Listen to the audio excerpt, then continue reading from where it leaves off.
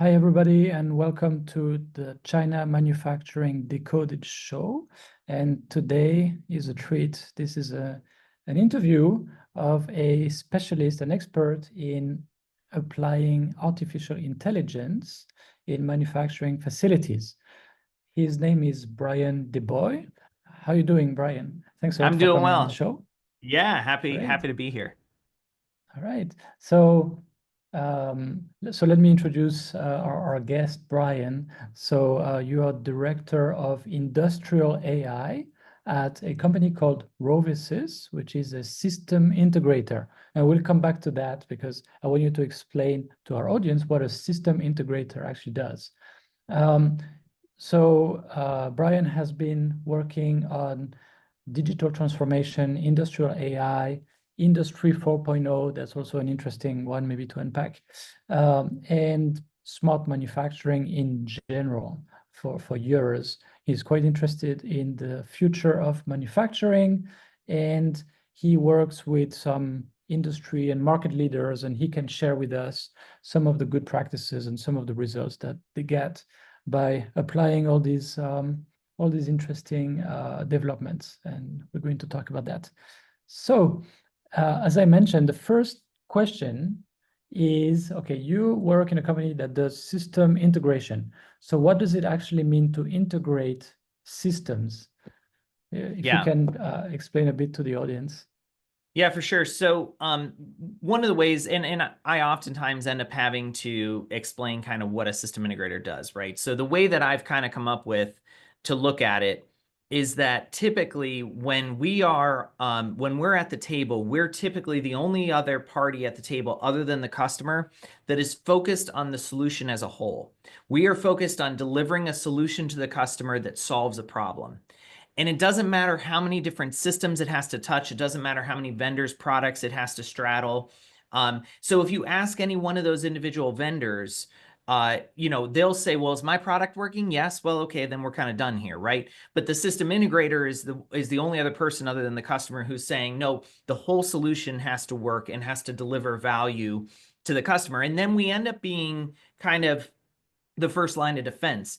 So if something goes wrong or there's a bug or there's an issue or whatever, with that solution, the customer's typically calling us first, and then we go and call all of the vendors, that may need to get involved to solve that issue. So we're delivering solutions that solve problems regardless of how many systems they kind of touch. And so it's a really interesting job and role to be in the industry, because we get to work across a lot of different platforms.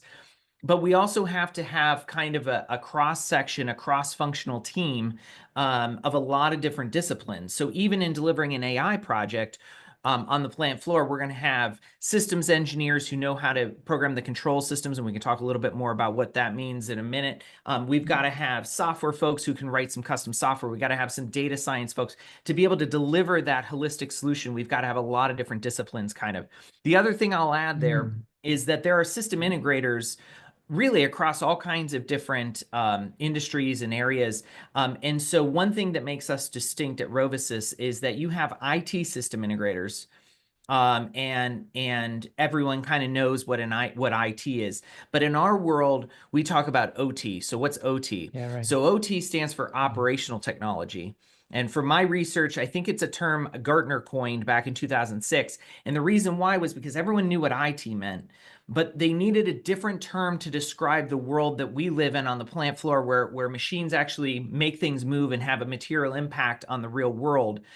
Those types of machines in that world that we live in, that's typically described as OT. So technically, we kind of talk about ourselves as an OT system integrator. And really what that means is that we focus on manufacturing industrial customers, the types of projects we get involved in. Again, things kind of move physically in the real world, and they have, they take effect on inputs. They make physical changes to inputs to create outputs and manufacture things and make things. So it's a great industry to be in.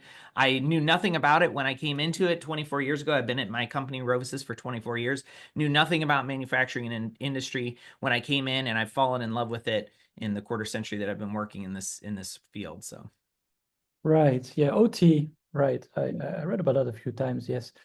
It's much more focused basically on the operations and the processes, much more about how do we actually do the work, whereas IT maybe is more about how to say more removed from the processes, right? More removed from the front line, more And more about centralized, maybe information, also. right? I mean, that's Yeah. really the IT Yeah. stands for information, and I think that that's really, you know, what they focus on is moving data around primarily. Yeah. Right, right. And so to come back to the question, yeah, what does a system integrator does? So you, if I summarize, you start from the needs of the business, right? And you say, okay, what is the solution that you need? And the solution might be, okay, you need this, whatever, maybe this ERP, maybe that you currently have, maybe we need a way to phase it out or whatever.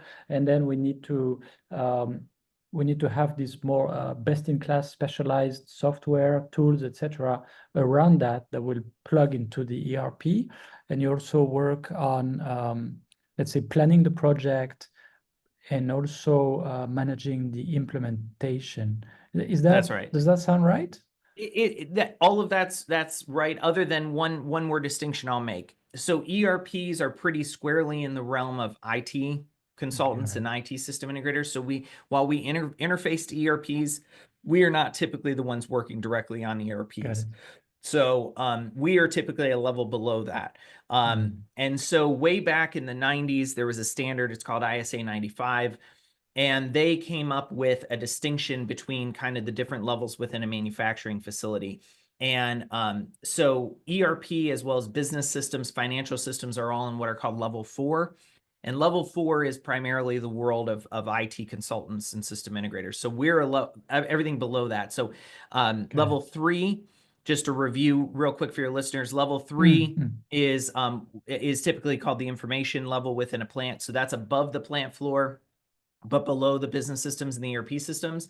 And so that's what collects all of the data. And I know we'll be talking a lot about data today, but that's what collects all of that data coming up from the plant floor. It's also the layer where we interface to things like the ERP system. So the ERP system oftentimes will have things like inventory. So we got to pull down what inventory is available for us to produce. And then as we produce goods, then we're going to write that back into inventory. So we're going to interface there. On the bottom side of level 3, then we're interfacing to the actual control system. So level 2 of that stack is what are called the HMI, human machine interfaces, and the SCADA systems. So these are the systems that have orchestration and oversight of what's happening with the actual controls on the plant floor. And then level 1 is your control system. So these are the smallest level of intelligence on the plant floor. These are mini computers. They're called controllers. And they are the things that actually make things happen. So they're the things that open valves, close valves. They're the things that pump material into tank and increase temperature and reduce pressure. And those are the controllers. And then because we're engineers, we actually start counting at 0. So there is a level 0. And the level 0 then that's your infrastructure. So that's going to be your actual network cabling and the things that are going to carry all of those signals is in power and things like that is level 0. So those are the levels within a manufacturing facility. And so basically, again, everything below level 4 is kind of our realm. And that's where I've spent, and that level 3 in particular, that information solution space is where I've spent most of my career. Now, one of the things that customers will ask is, where's the bright line between kind of where you guys work and where the IT folks work? And there's not a bright line, but I will say this. And it's really interesting to think about, we're almost never dealing in terms of dollars in our world. So everything that we're dealing in is gallons of product produced or number of widgets produced or those types of metrics. It gets connected to dollars when you get into level 4 in the business systems and the ERP system. Right. ERP would be, purchase, sales, accounting, bookkeeping, inventory, etc. Right. And then it starts to talk really with you in the maybe material control, production control, etc. And then your world, maybe when it goes into the MES, manufacturing execution system, it's more your world, the PLCs, Right. Okay. And all the automation that actually happens on the shop floor, usually you touch these things, right? 100%. So if your viewers have ever seen the show How It's Made, you know, you're not looking at ERP systems and business systems on that show. You're looking at, you know, factory floor, and you're watching things move and change and affect material. And that's, yeah, that's the world that we live in. And MES is another great example of the types of software systems that we deal with down there. For your listeners who don't know, these are big software systems that, again, typically orchestrate at a high level, you know, and a real abstract level. MES is typically, you input to them, here's the work orders that need produced. That's going to come from the ERP. Here's the raw materials that you have. That's going to come from the MRP functionality of the ERP. And then out the back end of the MES is produced product. And then all of the orchestration that's required in the middle, that's really the realm of MES, including things like production scheduling, and, you know, even labor management, and then also SOPs, like here's how you actually make the product. All of that typically is the realm of MES. Another, you asked about software systems that we deal with. Another major software system that we work with on the plant floor are what are called historians. And so for your listeners who may not know, these are time series databases, and they are optimized to store the types of signals that we get on the plant floor. So the types of, so let's take something as simple as a batch reactor. And so you're going to have things like pressure, you're going to have temperature. And these are things that, you know, they trend over time. It's like a line that moves, right? The temperature goes up slightly, it goes down slightly. And that continuous stream of data is called time series, because you, at any given timestamp, you can say, what was the reading at that time? It's time series database. And so these historians are really good at optimally storing these signals, these long-term continuous time series signals. And so we deal with historians a lot on the plant floor. And so they become actually one of the fundamental, they really are the record of what happened on the plant floor, and they become a fundamental data source for us. And it's interesting because the IT realm doesn't really, they use time series databases, but really more kind of on the outskirts. Like, it's not a primary type of, relational databases are the things they deal with. That's their bread and butter, which are very transactional. We have relational databases on the plant floor as well, but those are very transactional. So when we talk to them about time series data and historical data, historian data, that's not typically something they're real familiar with and comfortable with, but it's really kind of a bread and butter. It's really kind of a fundamental source of data for us. And so when we look at leveraging AI projects, when we look at just doing any kind of analysis with the data from the plant floor, you can't get away from the fact that you're going to be talking about continuous data. You're going to be talking about time series data on the plant floor.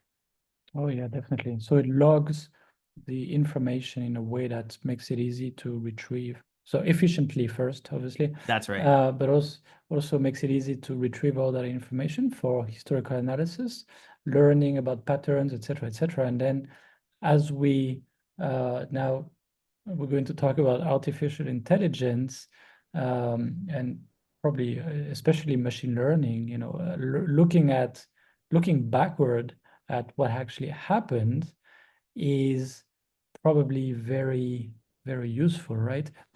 So I mean, you work in that you know, in that world. So do you have any specific, you know, examples about what some leading companies are doing, and especially things that really lead to, you know, better processes, better results, you know, better performance of the manufacturing facility? Yeah, 100%. So I'll give a couple examples. So I've got this drywall manufacturing that we worked with, right? And so there was this guy named Tom, and so he heads up their data science team. And you know, what's interesting is that when so we started this industrial AI division about 5 years ago. And so this was 2019, and even at the time, I was like, yes, I think this is something we should be doing, but I was questioning, like, are we a little too early to the game? And what I ended up finding out in my conversations with customers was that I was meeting their data science team. So we were definitely not early, even 5 years ago, right? Even before people were, you know, November 2022 was when ChatGPT came out. And so then, of course, now everyone was talking about AI.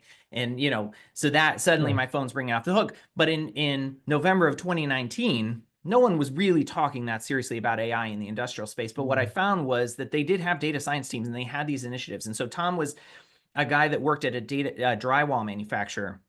And his data science team had come up with some early machine learning models, ML models, based on vision to predict what the final quality of that drywall sheet was going to be well before it got sent to the quality lab. And by the way that they used to test the quality of those drywall sheets is it was a destructive test. They would actually cut out a piece of the drywall, they'd send it to the quality lab, and then 2 to 6 hours later, depending on how loaded the quality lab was, they'd get the results back. Well, they're making product that entire time. So it would take them hours to find out whether or not they were making off-spec product, right? Or whether they were making scrap or they were making good product. And so he had this model, but he had no idea how to operationalize it. He had no idea how to put it into operation in a plant that had to run 24/7. And so we actually, my team got involved. We took that model, we refined it, we actually implemented it. We spec'd out the cameras, we got everything in place. We built a web-based display for their operators to use to get that real-time feedback. So literally they could see, and instead of waiting hours for results from the quality lab, they could see in near real time what the final quality of that sheet was probably going to be based on its visual characteristics as it was drying. And so then we were able to have a material impact. I mean, we're talking, imagine that, hours and hours of making scrap versus basically having real-time feedback and being able to go, oh, we're trending out of spec, and make the adjustments to the dials so that you get back to making good product. So that had an immediate impact on the amount of waste there. I had another, one of the other, let's analyze this one, because it's a good one. And just to make sure also that people who are listening or watching really fully get it. So basically what you're saying is that based on a number of photos, right? Of good and bad drywalls, someone in that factory could make the link, and then that could be used as a basis to train a machine learning model, right? And then based on that, when they would take a photo, again, from a certain angle, I guess, or certain lighting, etc., right, of a drywall, based on that model, it could, with a certain likelihood of being correct, say, okay, this one is good or this one is bad, just by looking at the patterns that they learn, right, from all these historical photos, right? And then the big benefit, obviously, is that then they can take a photo, and within, I guess, seconds, the model would give them a pass or fail, right? Or at least a percentage of risk or something. Yes.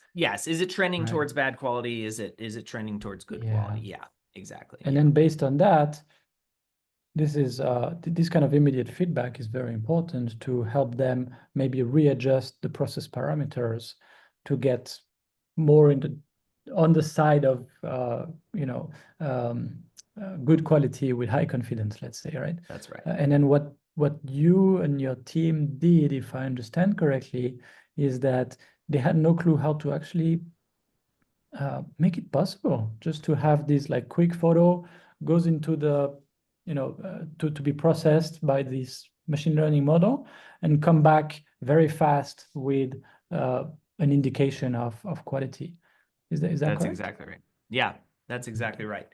Yeah. And I mean, again, when you're talking about the difference between it, and that was the state of the art in terms of drywall manufacturing, was that you cut out a piece, you sent it to the quality lab, and you waited hours to get results back, and you're still making product. And it seems quaint, but that is, I mean, in many of these industries, we find that there's these places that they've just had these unsolvable problems for years, and they just have lived with it. Like, this is just how it's done, right? And so when we can come in and bring AI and change that 2 to 6 hour window to mere minutes, like, that has that's an inflection point in the industry at that point. That has, now you're talking about multiple digit percentage improvement in waste, improvement in throughput, improvement. It just has such a huge impact. I got another one if you want to hear another one. So yeah, sure. So this was a story. So this was a glass bottle manufacturer, right? And so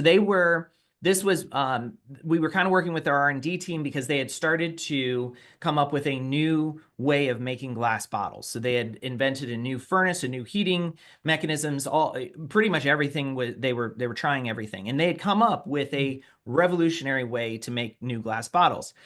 And so we start working with this 25-year-old veteran. His name was James. And so we're working with James, and he is the best in the business. You know, again, he's worked 25 years on glass bottle manufacturing. He is an absolute expert. And he said, it works great. The process works great. However, it's got to be very tightly controlled. I've got to sit here and I got to move these knobs constantly. And this is an expert level guy. Wow. And he's like, I got to move these knobs constantly. And that kind of, I mean, that kind of defeated the purpose of the whole thing, right? Because if you've got to have an expert level operator who's got to stand there, and even if it was a very what we call drifty process, which means that it would drift over time. So if he went to lunch for an hour and he came back, they're making out of spec bottles. And so to fix that, we actually trained an AI model through a process called autonomous AI. And so just as a background here, autonomous AI, what we talked about with the drywall manufacturing was what's called a predictive model. So it makes a prediction on what the final quality will be, right? But built into that is the assumption that somebody knows what to do with that prediction. Somebody knows how to fix that prediction. With autonomous AI, you don't have that assumption because the model itself knows how to fix things. The model itself can make human-like decisions and knows the process to bring things back into making on-spec bottles. And so we actually, and through this process, this autonomous AI methodology that we follow, we actually sat down with James and we said, how did you get so good at making these bottles? And then we bake that expertise into the AI model through a process called machine teaching. And with machine teaching, we actually lay out, here's the decisions that James makes at every step of the way. And then we train the model through a process called deep reinforcement learning. And I know I'm kind of getting in the weeds with some of these technical terms, but we train the model through deep reinforcement learning, and it becomes like a human operator. By the time it's done, it learns basically how it to learns. mimic.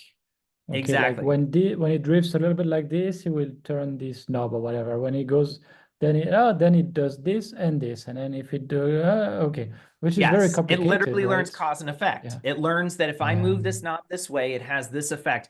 And that's almost simplistic in the way that when I say it that way, because it's not just learning the cause and effect with one variable to one outcome. It knows that if I move this knob and this knob and this knob, you know, with 0.3%, one way or the other, and then it learns all of with those outcomes.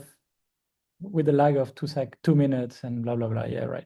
Very complicated. And so by the time it's done training, it's like it's a 20 or 30-year operator. We've now captured all of the expertise of James, but then it actually can typically go superhuman. So it can actually start to make decisions that even the best human experts have never thought to do. So we had that happen. So we were validating this autonomous AI model, and we were running in just in a conference room. We had it running against a simulation, and it made a move.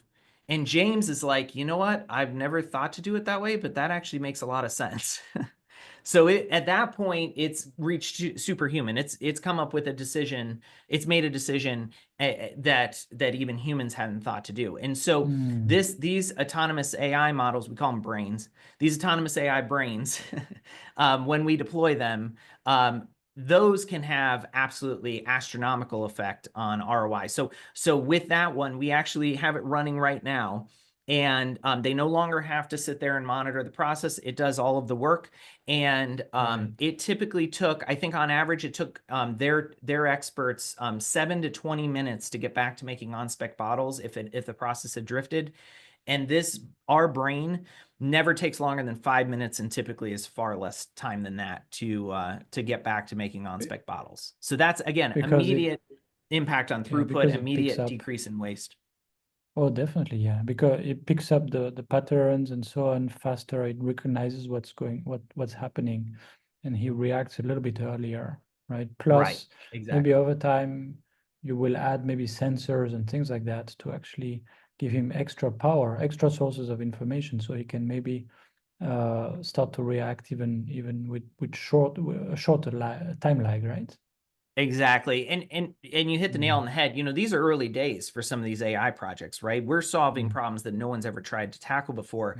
And when we finally do solve it, like you said, like the team's like, well, what if we added this sensor? Could we get it even faster? And what if we tackle this problem? Or what if we made it even smarter by, having it tackle this aspect of the process? And so inevitably these projects build on themselves. And that certainly has been the case with these AI projects that we've been working on.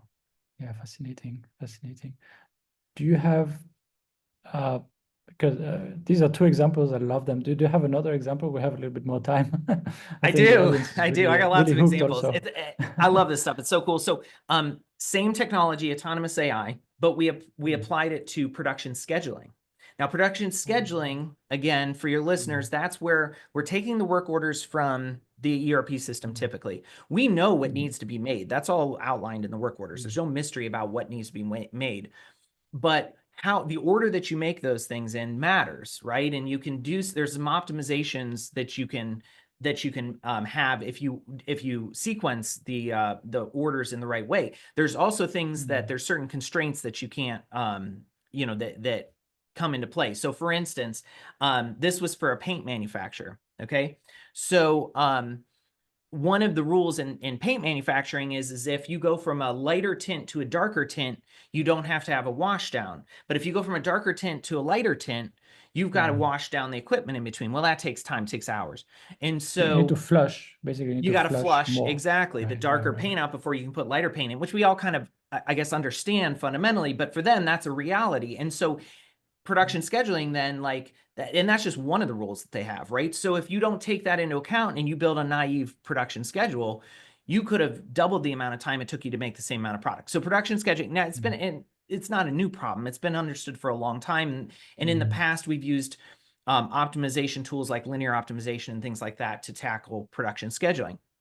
Well, in this case, we took that same autonomous AI methodology, deep reinforcement learning under the hood, and we applied it to building optimal production schedules. So for this paint manufacturer, they had 2 human schedulers that would build they ran 24/7, but they had 2 human schedulers who would build their production schedules. Well, these guys, I mean, they took vacation, they went home and slept.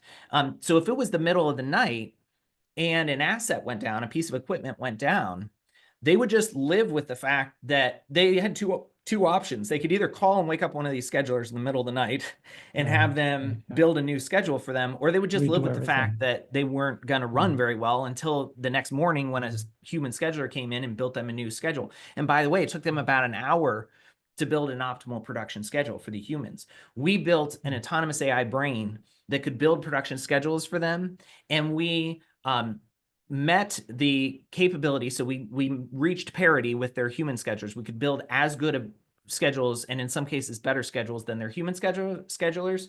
And our brain took about 2 minutes to build an optimal production schedule instead of an hour. So in the middle of the night, they could just run our brain, build a new production schedule. And one of the things that they were looking for this for was not just, they wanted it to be able to augment their existing schedulers, right? It wasn't about replacing people. Like, people get too caught up in that. That's not what these projects are about. It was about augmenting their human schedulers who were stretched thin. And so it was about, not having to get woken up or getting calls on vacation because, the supervisor could build an optimal production schedule on his own. But the other thing they were going to use it for, that they are using it for, is to train the next generation of human schedulers. So this thing can look over the shoulder of a novice human scheduler and teach them, here's the best way to handle this situation. We didn't go easy on this brain. We threw scenarios at it like, well, what happens if an asset goes down? Now build us a new production schedule. What happens if Lowe's comes in and needs a huge order of paint? Now build an optimal production schedule, right? So we threw all kinds of crazy edge cases and scenarios at it to make sure that it could handle everything that those humans could. Wow, I see. Yeah, fascinating. Yeah, with paint, in some automotive factories, the paint shop is still the very sort of immature process with a lot of rejects and things like that. But a lot of technology went into it, and the way some of the automakers try to optimize scheduling, and they try to do all the whites together and all the, a bunch of black cars together and a bunch of red cars together just to avoid the flushing issue, right? And some others built some super thin and very short pipes so that they, whatever. Okay, we can go from white to red and red to white and so on, and it actually doesn't matter. That's what some companies like Toyota are doing, and really in their factories is like a black car, a white car, a red car, a blue car, blah blah blah. It's like one by one. It's amazing, but not everybody has access to the best engineers in the industry to fix to find some really smart approaches, right? That's a big industry where with a lot of investment, but there's a lot of processes where you don't have this kind of great solutions to go around your constraints. So actually putting in place, what I would guess is that putting in place this kind of what you call autonomous AI model and train it and fine tune it and make it part of the user interface. So I guess they just like click on a button to launch it and so on. It's probably much cheaper to do rather than maybe a big R&D project and you don't know how long it's going to take and what you're going to get out of it, right? Well, I think so that's a great point. I think that, and one of the things when I speak to audiences about this, right, is I kind of wrap up on that point is that this can be a competitive advantage for you. And so whether or not you think you're ready as an organization, and lots of organizations don't think they're ready to start down this AI journey, right? But whether or not you think you're ready or not, someone in your industry is taking that first step. And so really it almost becomes defensive in terms of adopting these AI technologies because if you don't, then like you said, those smaller players who are a little more nimble that are willing to innovate and take risks, they're going to take these chances on this AI. And you're absolutely right. They can start to outperform some of those big players. So it's important to go ahead and start on this journey. Now, it doesn't mean you've got to go full bore on AI and you got to adopt all aspects of AI. But one of the lessons that I give my audiences is at least start getting your data story straight. If you're not going to go on and start adopting ML models, that's fine. But at least take those first steps to is all your equipment networked? Are you collecting all the data from the existing data that you have on the plant floor? Maybe you launch it on a networking project, right? And just get your infrastructure story straight. Then start to layer on top of that your data story. Do you have historians? How much we talk in terms of historians, we oftentimes will talk about coverage in terms of if I've got 1,000 data points, and typically it's much like 10, 20, 50,000. But if I have 1,000 data points on the plant floor and I'm only capturing 50% of that, 500 of those data points, let's get the coverage much higher. So we're getting closer to 75, 80% of those data points because you never know where the value is going to come from. And the incremental cost of storing those extra data points is typically not very much. So let's go ahead and get all of that data in the historian, right? Let's make sure that we're capturing all the transactional data that happens on the plant floor, like batches and quality. And then let's start to correlate all that data. Let's start to marry all that data together and build OT data warehouses.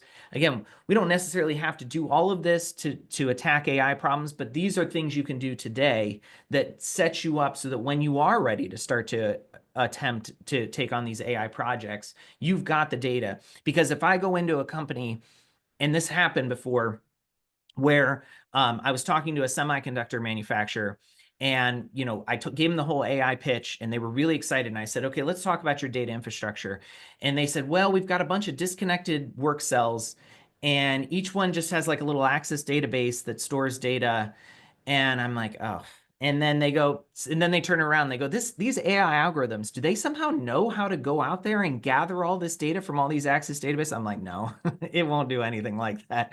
So then we got to pivot and we got to start talking about data infrastructure projects so we can capture all this data, correlate it, bring it together to actually even be able to attack these AI projects. So there's lots of things that could be done today to get you set up, data readiness types of things to get you set up for an AI future. Right. Yeah, that's if I just summarize, basically what you're saying is that better data and more data about your operations will allow you to build better AI systems that will be smarter, let's say, at predicting or turning the knobs as we mentioned, or doing a schedule quickly. And so that's the first steps are about data collection, logging, and ensuring data integrity. I mean, as always, right? All right. Well, that's been very, very interesting. Bryan DeBois. So your company is, I'm going to repeat, is Rovisys, Rovisys in one word. We'll send a link to your company in the show notes. If people want to reach out to you, what is best? Yeah, typically LinkedIn I send or... them to LinkedIn. So if they look me up on LinkedIn, Bryan, Bryan DeBois, DeBois, on LinkedIn, and connect with me. And I'm always happy to talk with anyone about these things. Great. All right. Well, thank you so much, Bryan. And these were three great examples and a lot of good good tips, good advice here. Thank you so much. Thank you.